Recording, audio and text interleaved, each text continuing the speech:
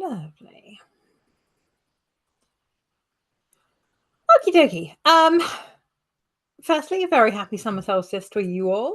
Thank you very much for joining me on this lovely evening.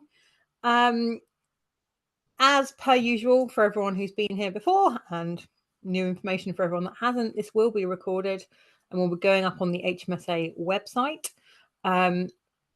If you would like your names not included in that, please hide your names or rename yourselves now. Obviously, your cameras and microphones are off and will stay off so that my poor brain doesn't melt while I do the live stream.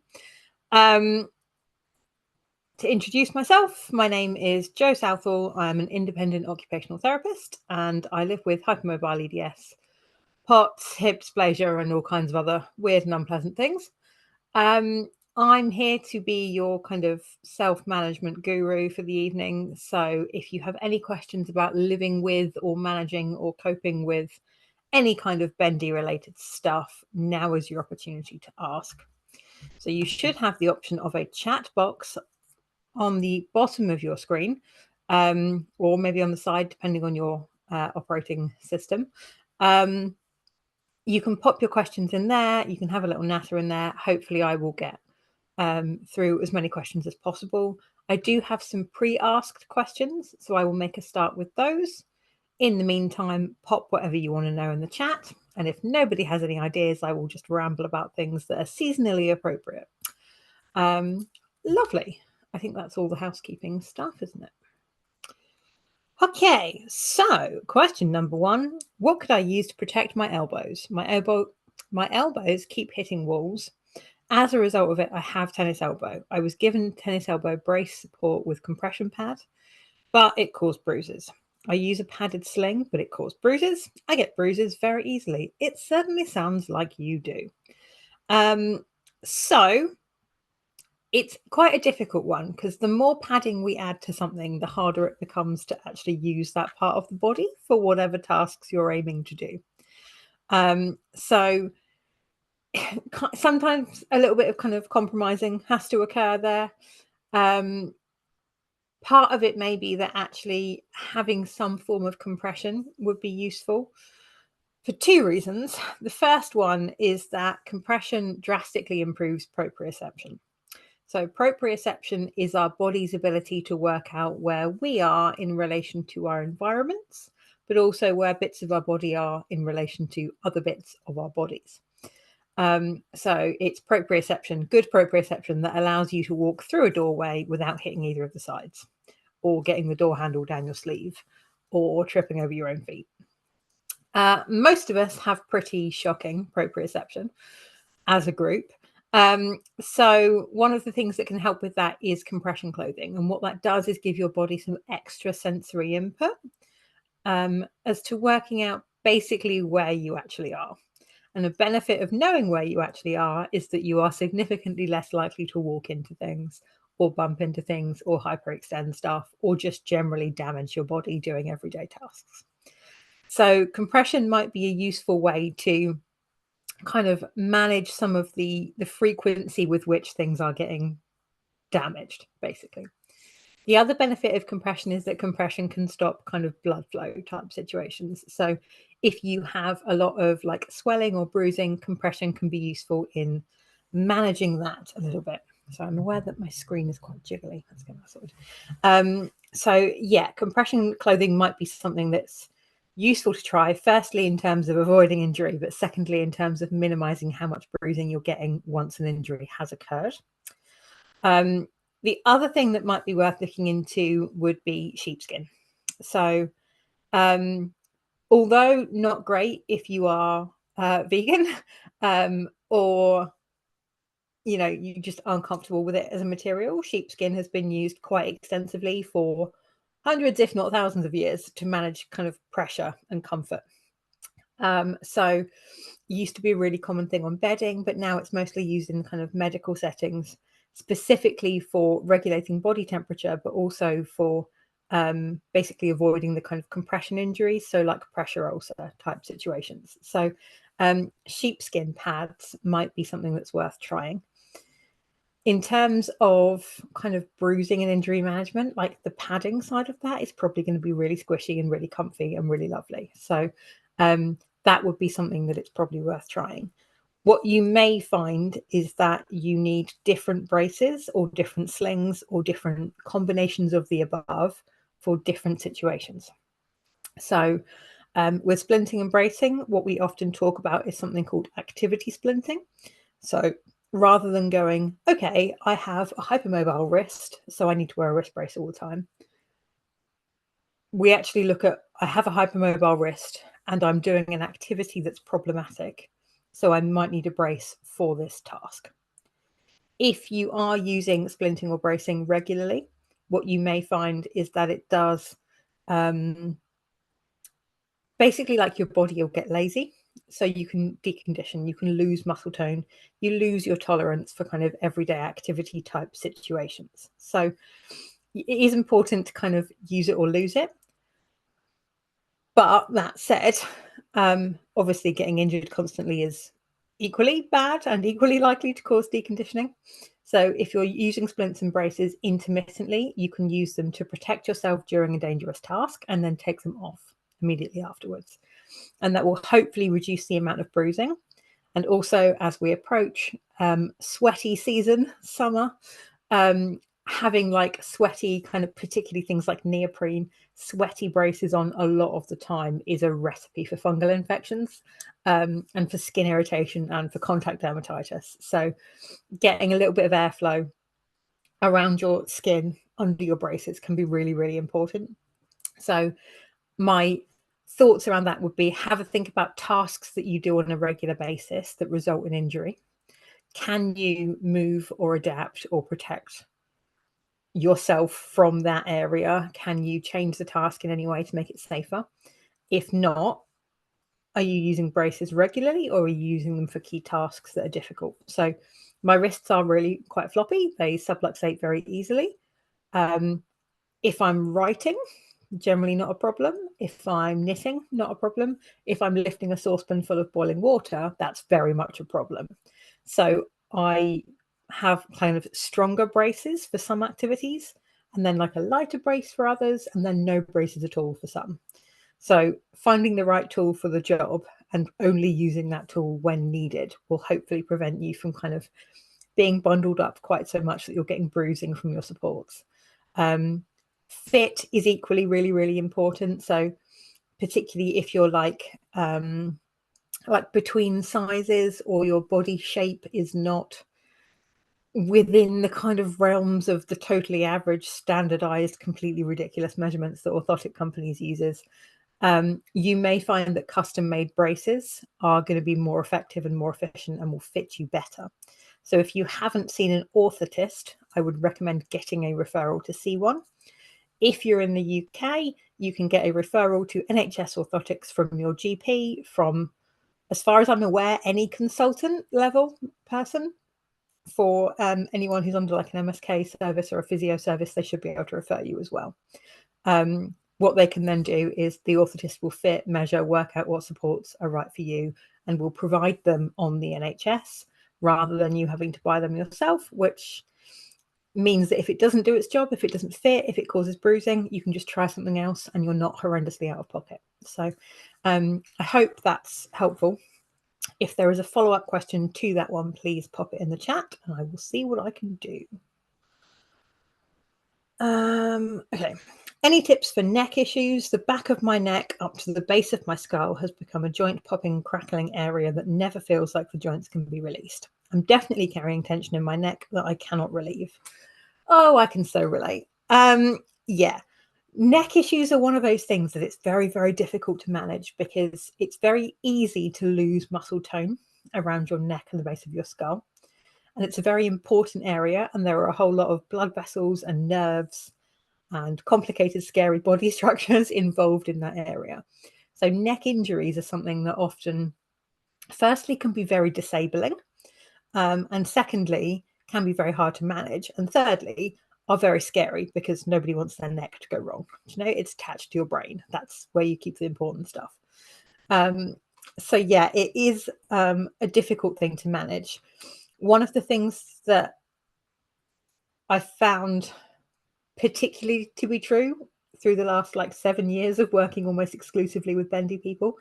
Well, no, less so then, but yeah, lots of bendy people. Almost all of us have some room for improvement in terms of body awareness. So if you have been living with pain or fatigue or general uncooperative body type sensations for a very extended period of time, what you may find is that you have got particularly good at ignoring absolutely all sensory input from your body. So in an effort to avoid chronic pain, you've just got really good at ignoring everything. The difficulty with that is that we start to ignore things that would actually be fixable. So if you're in a situation where you suddenly realize you've got like a really horrendous stiff neck and your shoulders really ache and everything feels really tense, that didn't happen in the last 2 minutes. For a lot of the time, that's like 3 hours worth of tension racked up. And at that point, you've got 3 hours worth of postural issues, muscle spasm, pain, exhaustion, annoyance. You're probably hungry or you need the loo or you're too cold or you're too hot. It's a lot to unpick and it's very difficult to get you back to your baseline level of feeling good from that point.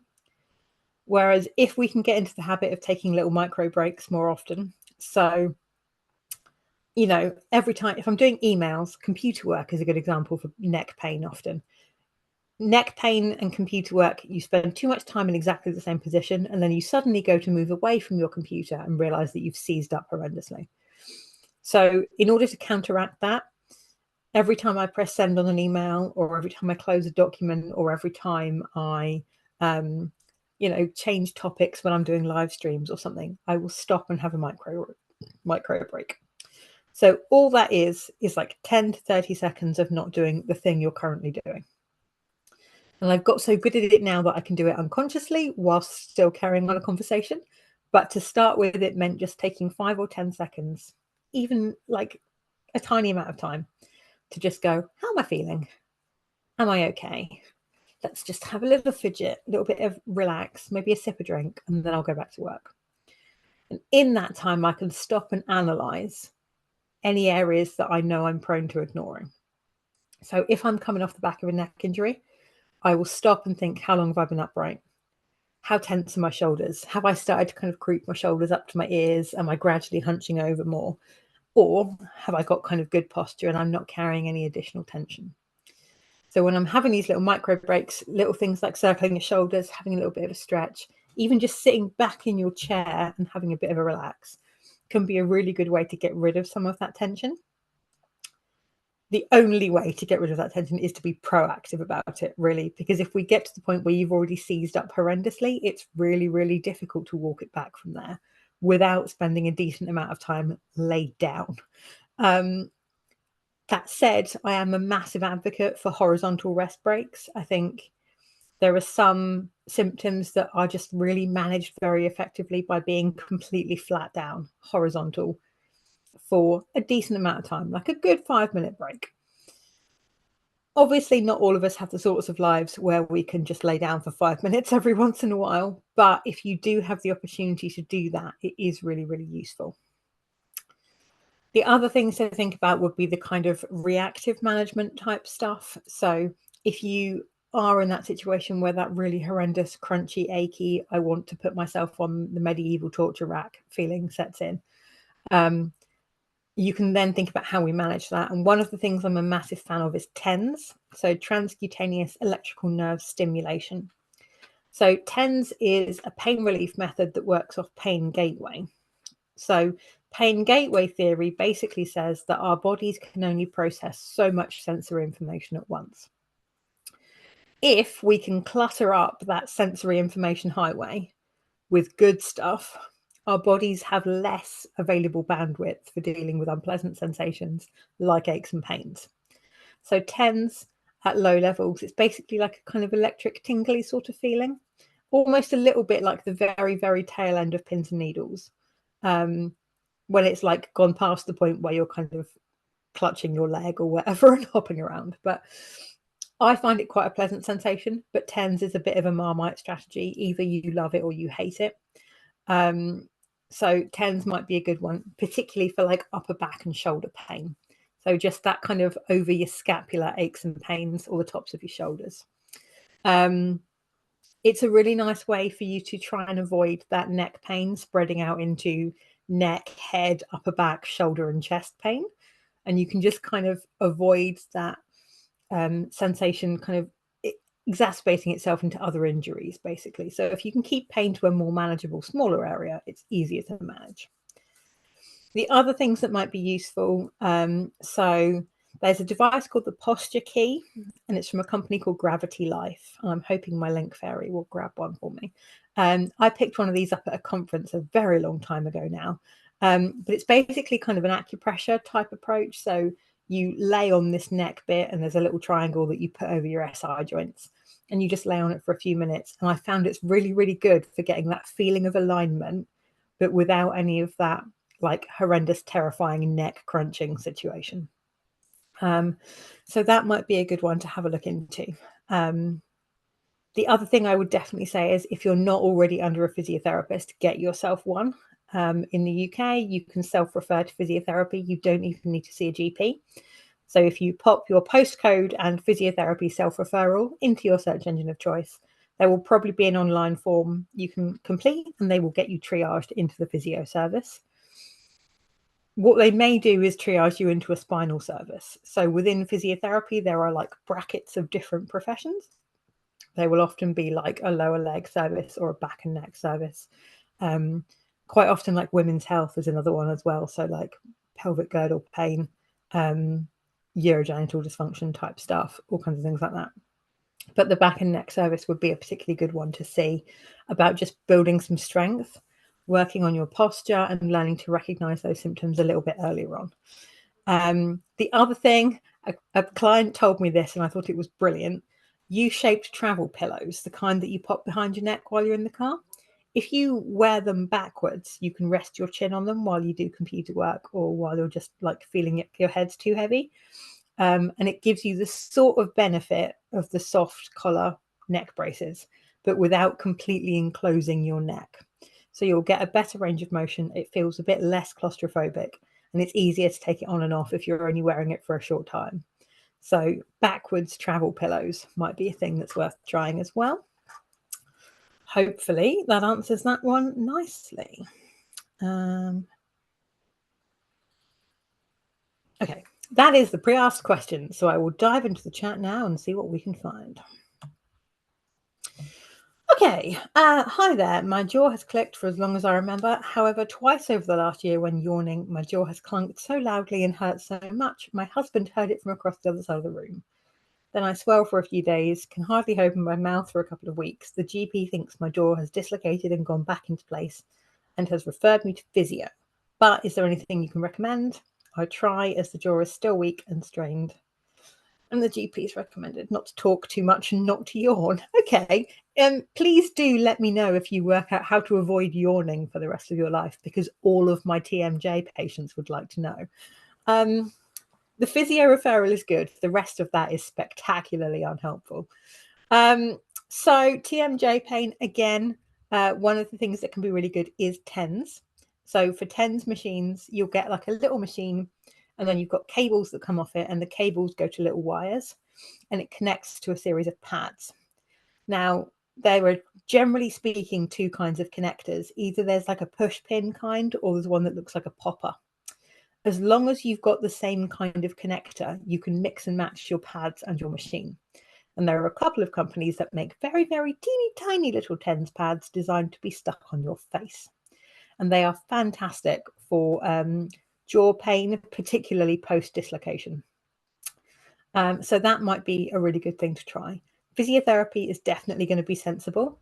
It may also be worth speaking to your dentist if you have one, because some people have benefited from mouth guards. If you are the sort of person who maybe grinds your teeth or clenches your jaw quite a lot, that may be exacerbating the symptoms, which are part of the reason why you're not recovering as well as one would hope following the dislocation. The other thing that can be randomly really helpful is there are so it's a strap designed to stop people snoring at night. And it literally goes under your chin, up around your ears, and Velcros on the top of your head. And the anti-snoring strap is the most useful jaw brace I've ever found. Be prepared to look fully ridiculous, but if it means that you can eat food and yawn safely, it might be worth looking ridiculous, at least some of the time. So I literally, you can find them on Amazon. They're all over the place, but any kind of anti-snoring strap is going to be a good thing to try. What you can do if the dislocation happens again is to either wear one of those straps, or you can basically get compression bandages and bandage around your head and completely immobilize your jaw for 42 hours, 3 days maybe, at absolute most, I would say. But you may find for a severe dislocation it needs to be as long as a week, just until you get that sensation like it's settled a bit and you don't worry that your bottom half of your face is about to fall off whenever you talk.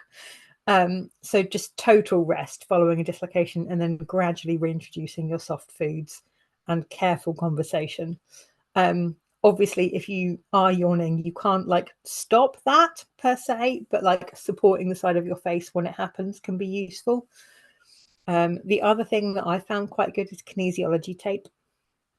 So kinesiology tape, if you just buy the 5-meter rolls, you can cut it yourself. But if you just cut a section, so it's half the width of the regular tape and then half that again most of the way up. So you end up with kind of almost like an N shape. You stick it there, tape it down a bit, and then fork it off and come under and round your jaw a little bit.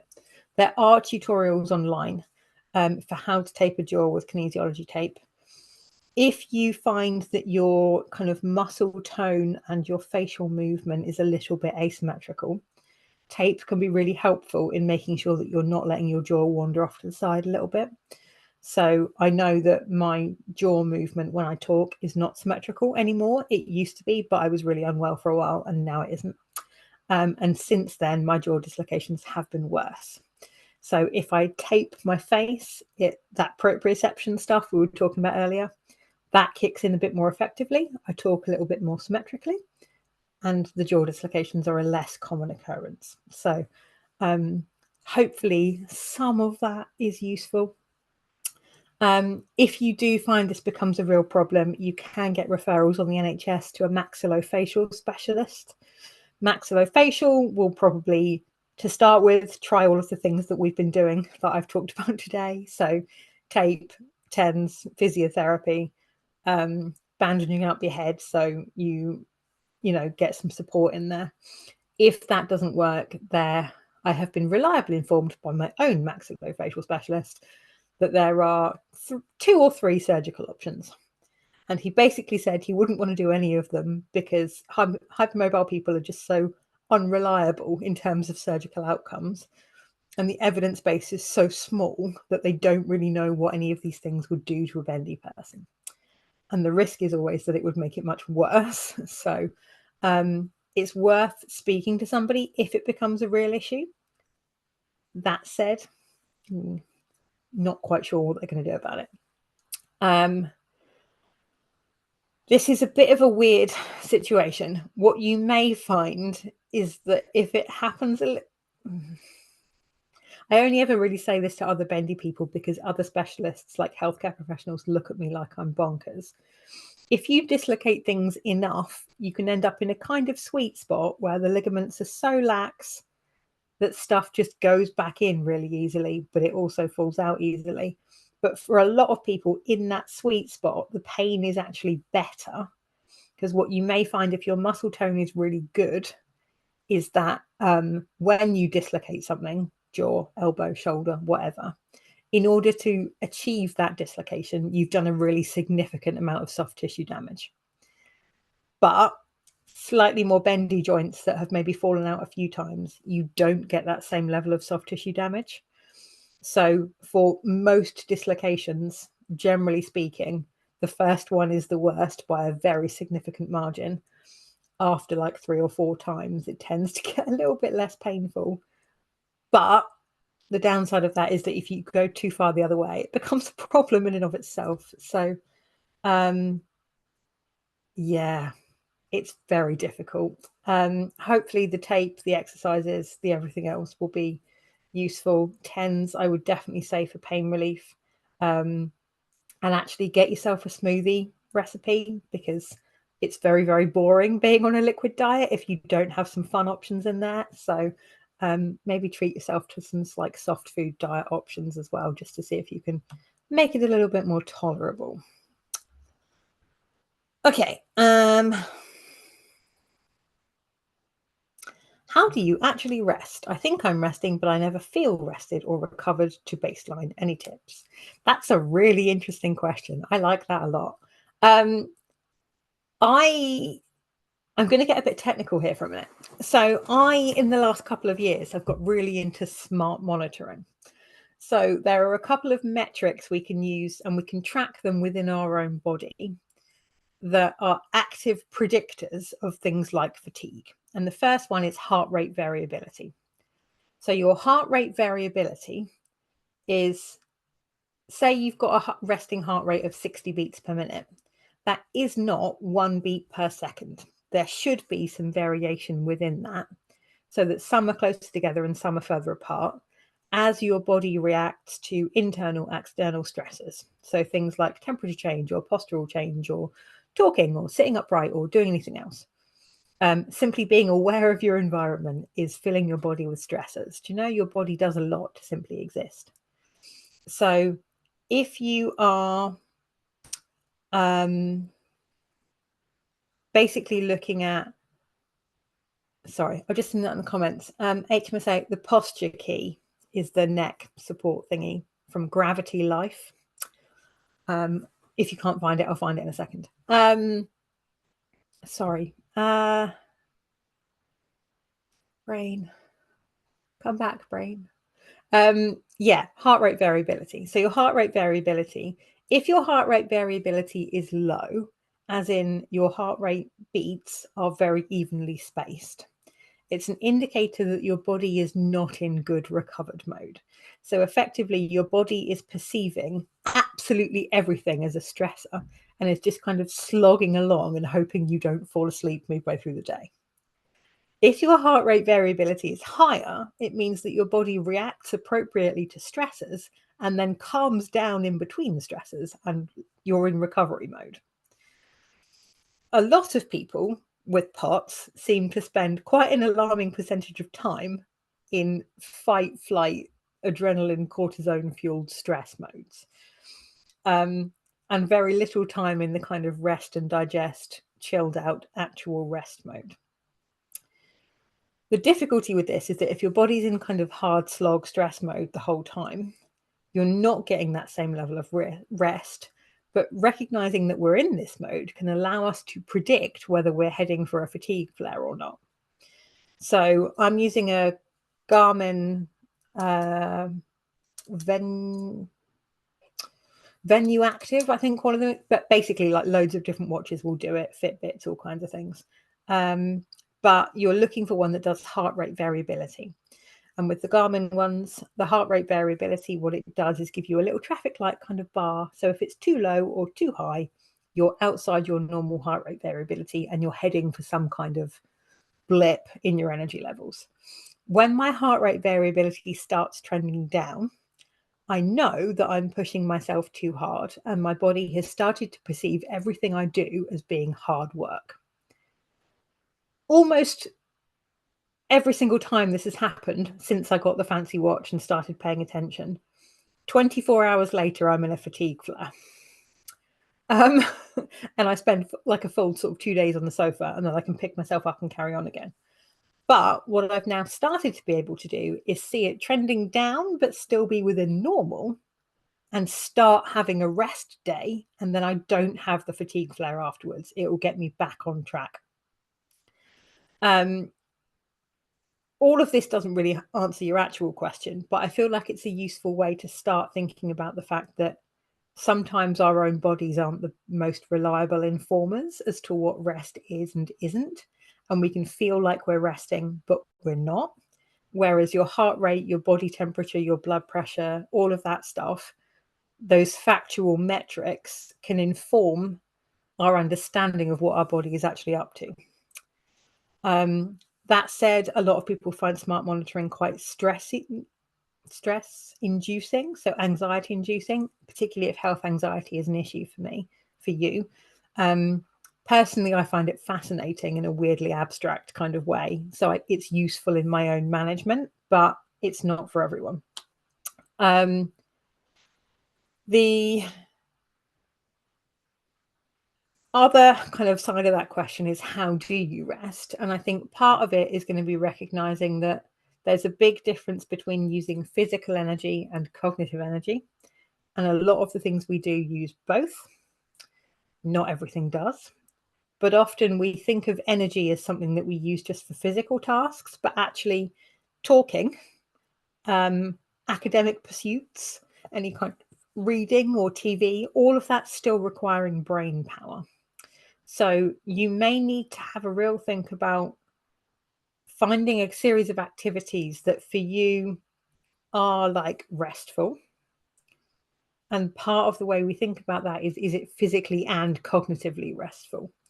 So I, physically speaking, should be okay doing this because I'm not walking around, I'm not doing anything else. But actually, cognitively, it's massively draining doing live streams. So although I am literally laid in bed at present, with my feet up in my temperature controlled office, after every single live stream, I need to go and lay down somewhere quiet and cool and dark and not talk for a little bit. Because cognitively, it's overwhelming for my brain. It's a lot of being put on the spot. So just because something physically doesn't feel like you're up and running around doesn't mean it's not using energy. A big factor for a lot of people is the kind of autonomic function side of things. So if you feel stressed doing something, or if your heart rate is elevated or your body is working hard, it won't be relaxing. It's not to say you can't do it. You absolutely should do a whole range of activities that feel different in different ways. But sometimes you need to just think about being horizontal, not too hot, not too cold, not too stressed. Often our tolerance for different activities will vary throughout the week or the month or the year or the season, particularly for those of us with menstrual cycles. Well, not me, I don't have one, but if you do have like a menstrual cycle, you may find that different times of the month, your tolerance is much better for different activities. So if you are at a time in your life, your week, your month, your year, your whatever, where your activity tolerance is very low, you may actually have to have total darkened room, relaxation, guided meditation type rest to really work on like slowing your breathing and calming your heart rate and ditching all those stress hormones. So we've had some HMSA information on this before, but breath work is something that can be really, really useful, particularly for anyone who gets the kind of air hunger, vaguely feeling like you need to breathe more sort of feelings. But actually really focusing on doing controlled and relaxed breathing can be a very useful way to put your body in a calm, relaxed kind of mood. I would strongly suggest checking out our very own Kim Claydon in online relaxation sessions, because that's something I've very much learned from Kim, is that from a relaxation perspective, I'm much better at guided relaxation than I am just going to do something I perceive as relaxing. So part of it is about like, what does your body need? But part of it is about what's your brain need? What do you find relaxing? What causes you as an individual to be stressed or not? So yeah, but basically it takes practice, a lot of practice.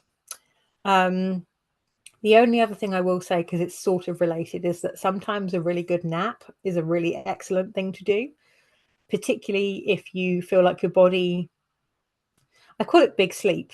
I think I've said this to my Link Fairy friend before, but if you ever feel like your body's just like about to go into standby mode, whether you have control over it or not, actually just having like a 90-minute nap can really kind of revitalize you. And 90 minutes is like a full sleep wake cycle. So rather than having like a 20-minute nap, which gets you very nicely into deep sleep REM, then to be yanked out of deep sleep by your alarm. Actually do a full sleep cycle. And what that does is give your body time to get your thoughts in order, get your brain kind of refreshed, but also physically do a little bit of repair work on whatever little micro injuries you've accrued so far during the day. Yeah, I hope some of that is helpful. I can probably a little bit rambly today. It's been a long one. Okay.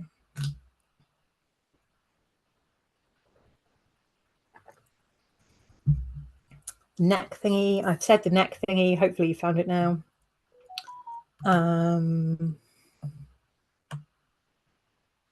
Ooh. Sorry, my chat's gone weird. Hang on.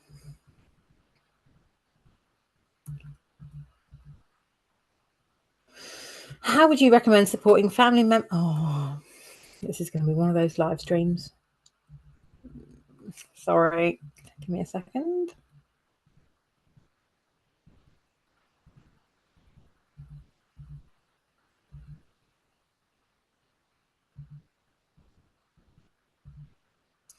How would you recommend supporting family members or partners who end up having to care for you often with chronic conditions? I always feel bad and would love to know if there's something I can do to make their lives easier or encourage them to do more for themselves. Oh, I can relate to that one too. All of the feelings about this evening. So I actually wrote an article about this with my partner. I think it was in one of the HMSA journals, but it's definitely still on my website, about relationships when one of you is caring for another. And I think part of it is really having a think about the fact that if the tables were reversed, if you were the one doing the caring, what would you need? What would you want to hear? Would you be happy to do that for your partner? Because I think it's very easy to treat others with more empathy than we give ourselves. So I often feel like my partner shouldn't need to do things for me, and yet I would be very happy to do them for him. So psychologically, it's a lot to kind of wrap your head around. Some of the things we talked about in this article, though, were things like actually making things into a couple's activity when I need help with them. So if I need help washing my hair, we have a shower or we have a bath. It's not just, him fully clothed there in carer's mode. But we'll do it as like an intimacy activity, a bonding activity, like a way to show that we love each other. So if I need help cooking dinner, like we'll do it together. It won't be him doing things for me. It will be us doing something as an activity, which does support me in some way. It is difficult. I think one of the things that have been particularly useful for a lot of people I've worked with is really starting to think about societal and gender norms and disregarding them entirely.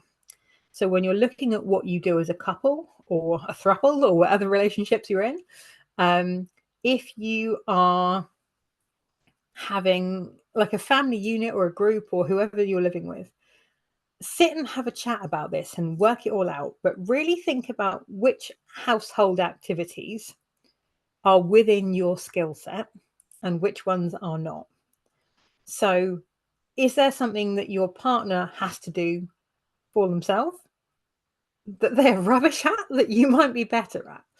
So there are some things that like we're just as individuals better or worse suited for. And I think often I can justify needing physical support with tasks because I do other things around the house that I find very easy, but my partner finds very difficult. So as an example, laundry. I almost never do laundry. And the reason for that is that it's exactly the wrong combination of remembering to do things at set times, bending and reaching, temperature changes, and heavy lifting. And those things combined mean that in order for me to accomplish successfully doing laundry, it is a completely unreasonable amount of physical and cognitive energy expenditure. I can't do it easily. I can run my entire business more easily than I can remember and successfully achieve doing one load of laundry. Just, I can't do it. So my partner does all of our laundry. But there are tasks that society would deem he should be doing. As an example, little bits of DIY. I'm very good at because I'm a natural problem solver. I have a flexible work schedule, and I find it easier to accomplish tasks that are one-offs than they are repeated kind of slog type tasks. So I will do almost all of our household DIY, particularly anything that can be done sat on the floor. He does almost all of the laundry and almost all of the hoovering. I also do an awful lot of his like health advocacy kind of stuff. So things like getting a doctor's appointment first thing in the morning, I'm not good at that. He can get me a doctor's appointment first thing in the morning, but if we need to advocate for care later on for him in A&E, I am the one to have those conversations because I have trained myself to have the exact correct skill set for dealing with that. So in terms of being like a kind of a pair, that there are complementary skill sets to be found within that. There will be things where you are very good at something and your partner is very bad at it, and there will be things that are the other way around. If as a pair, as a unit, as a however many people are involved, as a family group, there is a task that none of you are selectively well cut out for, outsource it. Get a cleaner, get somebody else, do something, pay a friend to do it, trade favors. Don't have whatever that task is in your hat. Find some way to get rid of that task. So one of the things I often talk about with people who work part-time versus full-time is actually, are you working part-time because you don't have the energy to look after your house and do your job? Or are you working part-time because you want to work part-time? And if it's because you don't have the energy for the rest of life plus part-time work, would you prefer to work longer hours but outsource more of your tasks, financially speaking? And it's those kinds of conversations that can be quite interesting, because often there are time-consuming but very thrifty ways of doing things, or there are ways of doing things that cost you more money but will drastically improve your quality of life to the point where you can direct that energy to other places, and it ends up being a net win. Again, I feel like I'm being quite rambly this evening, but does that sort of make a little bit of sense? I hope. You may find that part of the reason why it feels like your partner is doing a lot is because the activities they're undertaking, you view those as being very difficult tasks.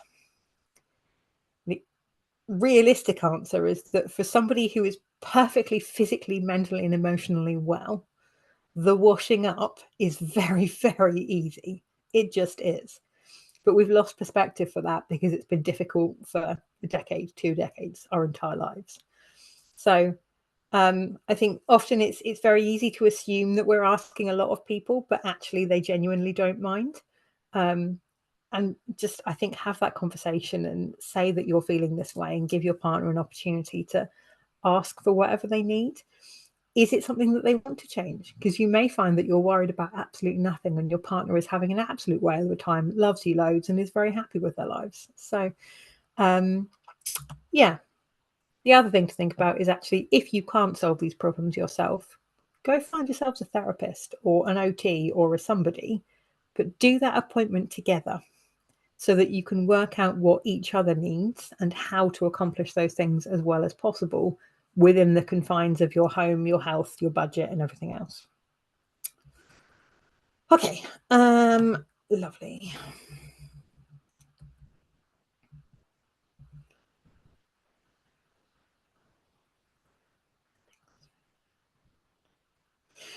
How can you avoid getting frozen shoulders? Oh, that's a difficult question. I wish my current physiotherapist student was here with me. Okay, so there's a couple of different reasons why we get frozen shoulders, and why we get any injury, really. And part of the difficulty of managing these things is working out what's causing the problem in the first place. So there's kind of 2 things to think about. The first one is, what are you doing that's aggravating your body to the point where it responds this way? And the second one is, how do you cope with it when it happens? Because if you can work out what the first one is, so is it that every single time you wash your hair because your arms are above your head, your neck and shoulders throw a temper tantrum and you seize up? Is it that you often wake up and this has happened because you've injured yourself in the sleep? What is the preceding event that has led to this problem? Once you know that, you can then start to go, can I avoid it? Can I splint? Can I do pain management strategies? Can I, do things a little bit differently? Do I just need a massage every 6 weeks? Whatever the problem is, I kind of need more information about that before I can offer any kind of solutions. Symptom diaries can be really useful for this short term. So what you start to do is keep a vague list of what you've been doing during the day, and then a vague list of all the things that went wrong with your body immediately afterwards. And you can start to match up patterns between things that hurt, why they hurt, So if every time you mow the lawn, you feel terrible 2 days later, that's probably why. We need to think about doing that differently.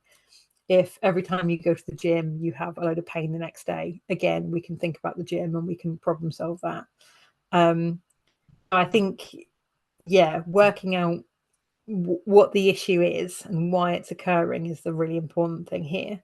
That said, regardless of the cause, there are some things we can do to manage it. And the first one would be to improve how your body is moving and your symptoms and all that kind of stuff. So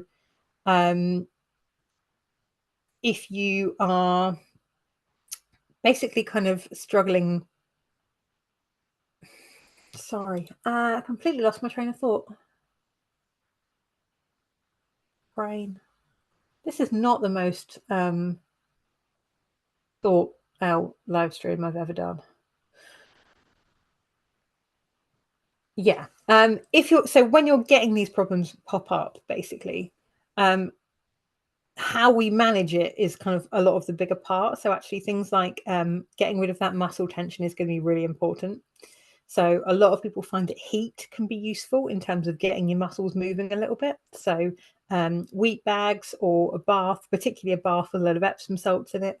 Hot water bottles. You can get microwave hot water bottles, so you don't have to pour boiling water, which is much, much safer for a lot of people. Anything like that to really kind of get rid of that muscle tension. And once that muscle tension is gone, gradually moving into the areas where it feels a little bit tense and relaxing again, and just trying to get yourself going a little bit is going to be really, really useful. If you don't know how to do that, please do refer yourself to physiotherapy and have somebody teach you. There is absolutely nothing wrong with asking for advice on how you're supposed to move from a physiotherapist.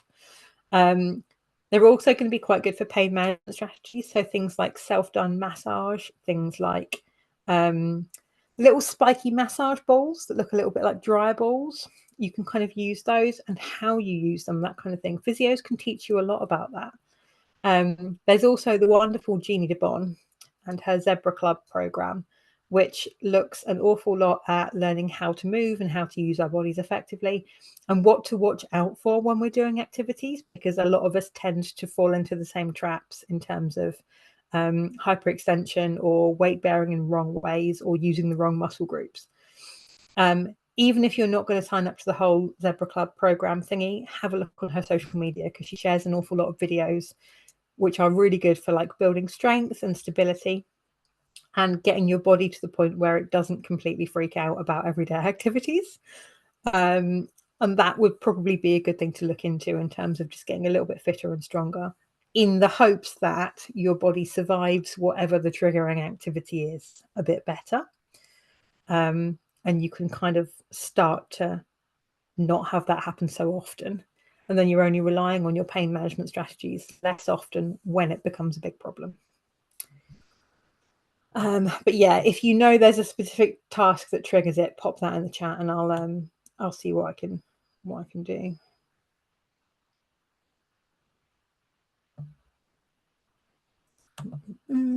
Okay, let's have a look. What else have we got in the chat? What causes air hunger? That's a really interesting question. So a lot of people with autonomic dysfunction get air hunger. There are a couple of different reasons for it. I can't tell you which of those reasons you have. You would probably need to go and see a doctor and do a load of complicated testing in order to work out. Part of it is that if you are from a cardiovascular perspective, on the low end of normal in terms of fitness. Every once in a while, you just need a little bit of an oxygen boost to do what you would consider to be an everyday activity. Equally, an awful lot of people, particularly people who are hypermobile with autonomic dysfunction, are not good at breathing efficiently or effectively. Part of that is that we tend to use the wrong muscle groups for everyday activities. So actually, we just don't do things very well, like our muscle patterning is a bit naff. Another part of that is that often people who are in pain carry quite a lot of tension in like their core, your chest, your shoulders. If you are worried about getting kind of knocked into or injured, or you're worried that putting on a cardigan could pop a shoulder out of joint, you carry a fairly understandable amount of tension with you. But what that does is kind of make you curl in on yourself. So you're closing up kind of your chest and you're hunched over a bit, but learning to kind of expand that and kind of move outwards rather than inwards in response to pain. It's quite a difficult thing to learn, but it does tend to make your breathing a bit more efficient. Other reasons for that can sometimes be random things like medication side effects, or if you have any kind of mast cell or allergy type symptoms, it may be that your breathing is not great from that perspective. But there are quite a lot of different reasons, and often the root cause is we don't know, but bendy people are a bit weird, so it's a thing. Which I realize doesn't really answer your question, but I don't think I'm able to answer it any better than that, I'm afraid. Okay, let's have a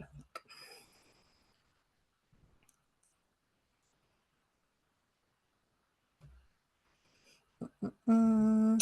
UK specific, can you access support without official diagnoses? Who decides if you're officially disabled and can ask for adjustments at work, blue badge, etc.? Feel like I'm just floating about with trying to access support I might be eligible for. Okay, so essentially there is no official I'm now disabled type like test or registry. There just isn't. If you have a look at the 2010 Equality Act, disability is basically any long-term condition that has a significant impact on your ability to function and has gone on for longer than 6 months.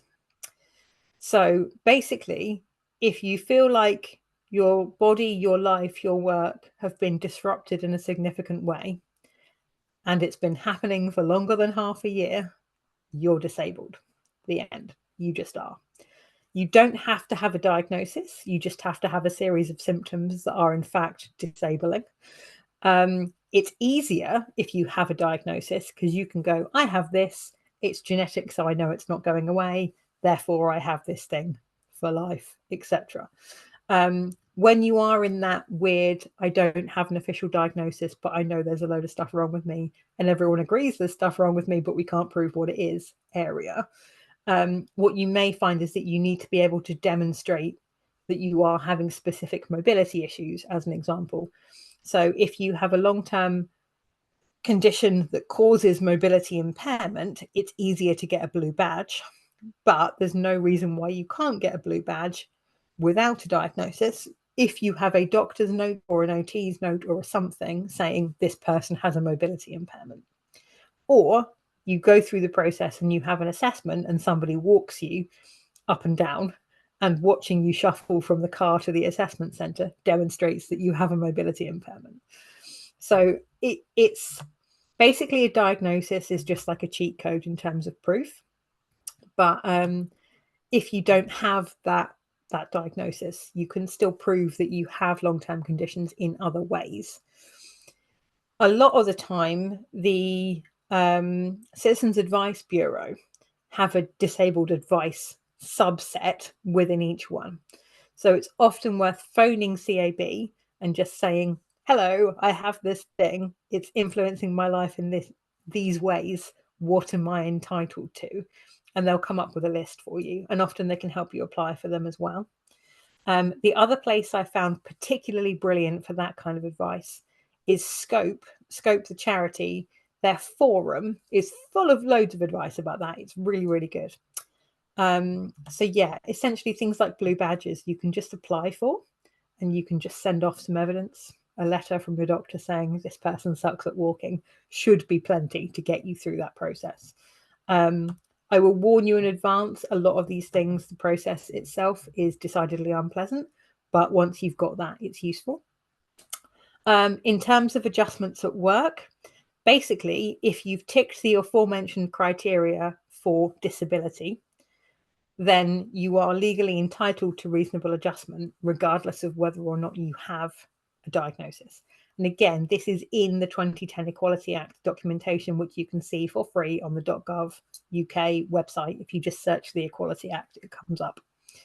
So reasonable adjustment, if I'm quoting this correctly, it's something like basically anything that levels the playing field between you and your peers, but does not massively inconvenience another person, isn't dangerous to somebody else, and doesn't make the company go financially completely unviable, you're entitled to. So often things like adjusted work hours, or having a certain room, or having mobility aids in the building, or having temperature control of your office, or buffer time between meetings. All you need to be able to say is, I'm a disabled person. These things help me manage. Please put them in place. And it shouldn't be an issue. That said, I'm aware that's a very idealistic perspective to hold. Quite often, these things are an issue. But again, like, support is available to kind of get, I spend quite a lot of time writing letters for people about reasonable adjustments. If you go via occupational health, that's also another way you can do it. So just go to OccuHealth, say, I have these things. It's obviously long-term. I'm working on a diagnosis, but I don't have one yet. And they should be able to support you in working out like what you can try to make things a little bit easier. Likewise, scope forum, speak to other disabled people, speak to the citizens advice team, speak to any kind of OT, or, you know, what's the word I'm looking for? Reablement, that's the thing. So reablement services are basically a service full of specialists that help you go back to work and stay at work. So that might be like a good thing to look into as well. But yeah, hopefully that's sort of helpful. But essentially, just if you've had problems for 6 months and it's been a really big problem, you're disabled. Congrats. Welcome to the family. Yeah. Okay.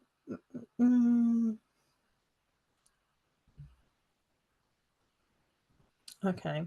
Got 2 minutes left. Let's see if we can just cram through the last ones.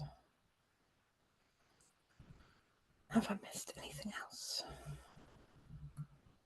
Thank you, Link Fairy. Those are all brilliant.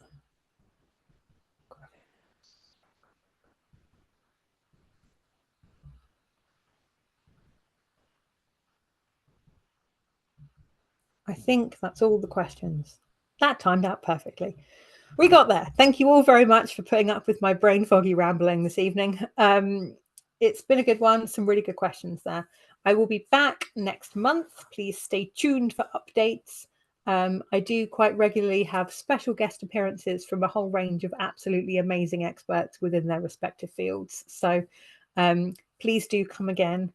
And if you've got questions in the meantime, you can either submit them to me or to the HMSA, or you can pop them on any kind of social media advert for like this event. It's always the third Thursday of the month at 7 p.m. UK time. So I hope it's been useful. Thank you all very much for coming, and fingers crossed I'll see you next time. Take care. Bye.